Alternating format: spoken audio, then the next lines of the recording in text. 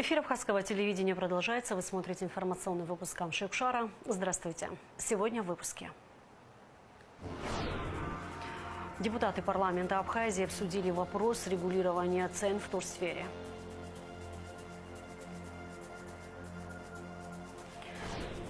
Памятник героям Великой Отечественной войны открыли в селе Лашкиндара Чемчирского района.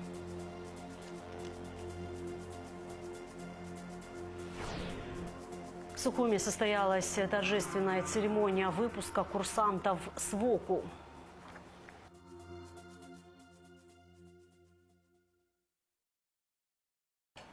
Расширенное заседание Комитета по бюджету, кредитным организациям, налогам и финансам прошло в парламенте. Слушания проводились по вопросу организации туризма в Абхазии. На заседание были приглашены представители турбизнеса, министр по налогам и сборам Эдгар Беня. По словам председателя комитета Беслана Халваш, главная задача – создание равных конкурентных условий для участников туристического рынка, крупных и мелких туроператоров граждан Абхазии. Планируется серия встреч для выработки решений по внесению изменений в законодательство. Необходимо уйти от элементов недобросовестной конкуренции, если они присутствуют на рынке, сказал Халваш. Нашей главной задачей является, уважаемые друзья, выработка очень продуманных, сбалансированных решений и по внесению изменений в законодательство нашей страны.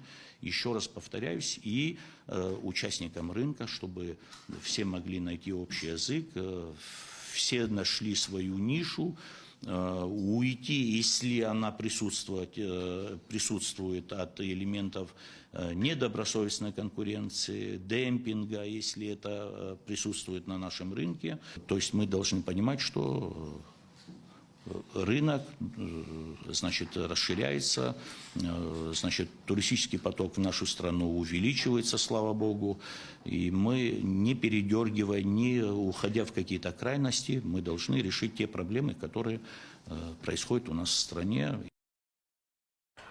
Расширенный репортаж с расширенного заседания Комитета по бюджету, кредитным организациям, налогам и финансам по вопросу организации туризма в Абхазии смотрите в нашей сегодняшней программе. 15 июня исполнилось 33 года со дня образования Государственной службы охраны. Руководство и личный состав в ГСО возложили цветы к мемориалу погибшим в Отечественной войне народа Абхазии в парке Славы в Сухуми. По случаю празднования профессионального праздника ГСО в Кабмине состоялось торжественное заседание. Личному составу были присвоены очередные воинские звания, также объявлена благодарность. Государственная служба охраны была создана в 1992 году. Основные цели и задачи управления силами и средствами обеспечения государственной охраны, обеспечения личной безопасности высших должностных лиц, охрана государственных зданий. Ряды абхазской армии пополнились выпускниками Сухумского высшего общевойскового командного училища. Очередной выпуск стал важным событием в жизни молодых офицеров и их близких. В торжественной атмосфере состоялось вручение дипломов об окончании училища. О том, как прошла церемония, расскажет Шазина Ханагуа.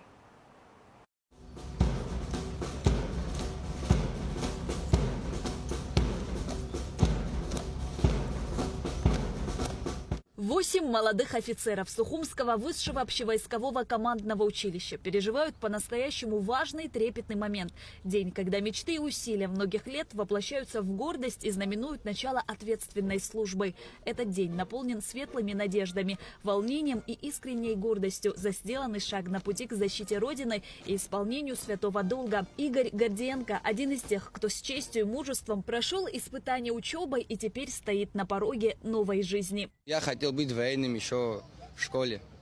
Было желание, интересно, полигоны, выходы, выезды. Своим однокурсникам, конечно, я желаю всего самого хорошего, ведь мы были 4 года все вместе. Не зря говорят, в армии найдешь друга, найдешь товарища, найдешь брата как-никак.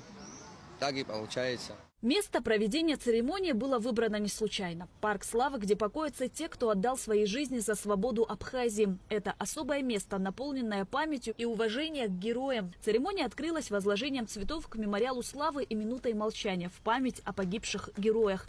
Затем состоялось торжественное вручение дипломов.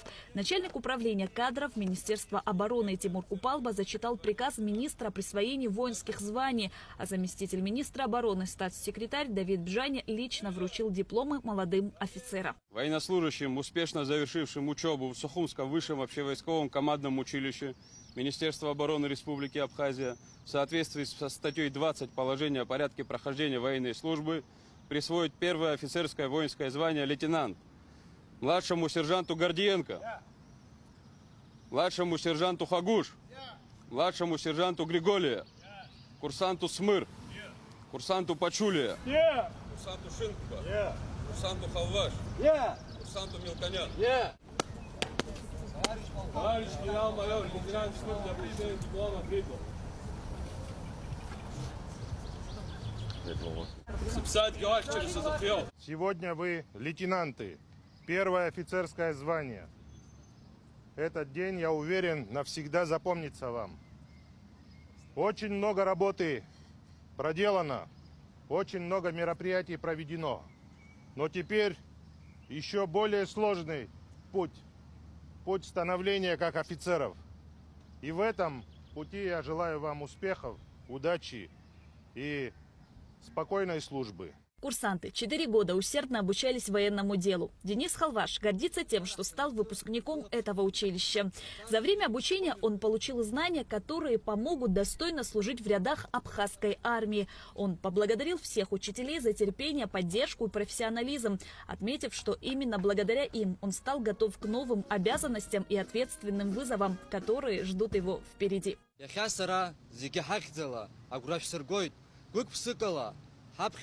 Хазшу хамля бзинишнаха хагзом итабуб харасферстохуб абснатулахчара министра айхабара зиги урт иснаг ацарахтанацу рылапшхон ацараджи ахомьебгашичи ярубас итабуб харасферстохуб харт харзуйча айхабача. Родители и сестры, младшие братья, дяди и тети с гордостью разделили радость важного события с выпускниками. Каждый стремится запечатлеть момент принятия присяги. Фото и видео, без сомнения, займут почетное место в семейном архиве.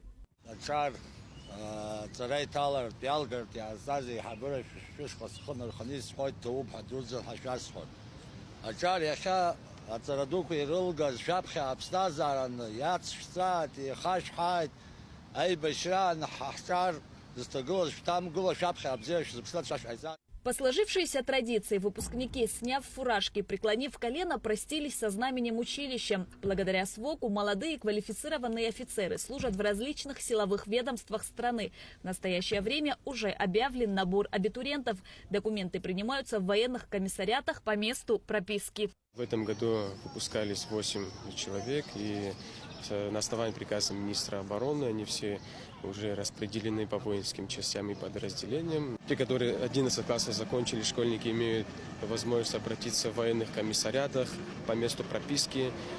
Те, которые имеют желание поступить в военное училище, естественно, там уже проходит сбор документов. Абитуриентам необходимо будет сдать следующие вступительные экзамены: математику, абхазский язык-диктант, русский язык-диктант, историю Абхазии и, самое главное, физическую подготовку. Физическая подготовка подразумевает бег 100 метров, кросс 3 километра и подтягивание на перекладине. Но с нормативом мы уже на месте ознакомливаем абитуриентов. Практически такие же школьные нормативы на вступительные экзамены в наше военное учебное заведение. Обучение у нас проходит 4 года по программе высшего военного заведения. По окончанию у нас выпускникам присваивают квалификацию менеджера по управлению персоналом, диплом государственного образца высшего образования и военное среднее образование. Звание лейтенанта, первичное воинское звание, и в дальнейшем уже мы их тут устраиваем. Завершилась церемония торжественным маршем под звуки военного оркестра. А молодые лейтенанты, следуя традиции, бросили монеты в воздух на счастье. Теперь выпускникам предстоит месяц заслуженного отдыха, после чего они приступят к службе в силовых ведомствах страны, открывая новую страницу своей военной биографии. Шазина Ханагуа, Инал Гвинджия, Абхазское телевидение. Заместитель министра сельского хозяйства Артуш Сарибикян и начальник отдела сельского хозяйства Чимчирского района Тенгизка Кубава посетили ряд успешно реализованных проектов в рамках программы развития сельского хозяйства за 2023-2024 годы в Чимчирском и частично Ткварчалском районах. Проекты по растениеводству, скотоводству, птицеводству, выращиванию овощей и фруктов, а также их переработке реализуются в республике с 2021 года по целевой государственной программе Минсельхоза. В начале текущего года было рассмотрено около 500 заявок, из которых до 300 одобрено и разрабатываются в настоящее время. Заявки на участие тщательно отбирают и проверяют. Естественно, в один день охватить очень все трудно, но мы постарались в разных селах посмотреть те проекты, которые удачные. И удачные в том смысле, что они реализованы, в основном проекты 2024 года были. Это буквально осень прошлого года, ноябрь, декабрь, посадки тех же мандарин. Там у нас фейхуа было, слива, алыча. Они все видели, что состояние отличное. Значит, все эти проекты осуществлены на 100%. Остается только лишь сопровождение его по уходу. И будет очень прекрасно, потому что будет продукция. За 4 года в Чимчирском районе, могу с радостью это сказать, более на 160 миллионов рублей мы вместе с Министерством сельского хозяйства и управлением сельского хозяйства Чимчирского района помогли людям нашего района. В этом году только вот за 2025 год на 55 миллионов рублей люди получили одобрение своих проектов. Инспектируем хотя бы в год 2 раза, ездим по этим селам, смотрим, что делается, как делается, но мы не надзирательный орган, чтобы проверять это все, но просто это душа, чтобы у нас была спокойна, что мы людям помогли, на самом деле это реализуется. И больше всего, что меня радует в этой программе, в этой вообще всей ситуации, которая у нас сейчас происходит по району, очень много молодых ребят, которые обращаются, которые приходят и говорят, мы не хотим оставить село, мы хотим, чтобы вы жили в селе, если по возможности. И мы, естественно, даже стараемся им помочь, чтобы у них все получилось. Торжественное открытие памятника героям Великой Отечественной войны состоялось в селе Лашкиндара Чимчирского района, откуда на защиту Родины ушли 62 воина. Жители и гости села возложили цветы к подножию памятника, а школьники прочитали стихи военных лет. В мероприятии приняли участие глава администрации Чимчирского района Алхаз Каце, представители Минобороны Абхазии, общественность и жители села. Памятник был возведен при финансовой помощи Российской Федерации в рамках программы Фонда президентских грантов. Великая Победа еще раз доказала, какая огромная сила, воля, и сплоченность, единство и солидарность, героизм и мужество народа. Сегодня мы отдаем дань героям Великой Отечественной войны, тем, кто защищал землю от вероломных захватчиков. В этот день для нас и для нашего народа знаменательное событие. Мы присутствуем на открытии памятника защитникам Родины. Этот знак искренней признательности воинам, которые сражались против нацизма. Это олицетворение великого наследия дедов, прадедов, тех, кто победил в той жестокой войне. Низкий поклон и безмерная благодарность защитникам Родины за стойкость, мужество, благородство и самоотверженность. В Общественной палате обсудили значимость культурного кода в контексте правового регулирования общественных отношений. Недавно в Вестнике Московского университета была опубликована статья абхазских ученых Фатимы и Беслана Камки на тему «Герб Республики Абхазия как культурный код абхазской государственности. Социальный порядок в символах баланса и прогресса». По мнению авторов статьи, предложенные ими идеи актуальны в вопросе достижения консенсуса в социуме относительно базовых установок и ценностей. А сформулированные в работе выводы могут вызвать общественный интерес. Без кода, без культурного, без супертекста, о котором я говорю, не существует никакой социальный институт. Никакой. Ни семья, ни школа, ни корпорация, ни род, ни племя. Они не существуют. Просто когда мы говорим, а что за код, где он действует везде, всегда. Без кода люди не могут договориться. Потому что код – это тот смысл, тот образ, который позволяет понять слова. Словами просто мы ничего не объясняем, если нет вот того смысла, образа, который соответствует какому-то порядку, идеалу. Вот этот супертекст, он важен, да, то, что я хочу сказать, что вот этого кода, который относится к государству, как ни странно, у нас его нет. Когда я прочла вашу статью и что сподвигло вас на это, на самом деле хочу поблагодарить, потому что нету более важного в обществе вопроса, как сохранение нашего государства. А вот как его сохранить всеми общими силами с научной точки зрения? И вот все наши символы, это геральдика, герб и прочие символы, вот которыми мы сейчас, собственно говоря, и гордимся. И мы после войны, оно у нас что-то было, что-то мы утеряли, но что-то мы привнесли. Но чтобы они не искажались, чтобы они передавались из поколения в поколение, наверное, вот эти вопросы вы нам еще более глубоко изъясните. Общественная палата объявляет о начале приема ходатайств от политических партий и общественных организаций на замещение вакантного места процедурой конкурсного отбора. Срок подачи документов с 16 по 27 июня. Конкурсный отбор 1 июля. Выборы проводятся в связи с назначением члена Общественной палаты Астамура Логуа министром туризма.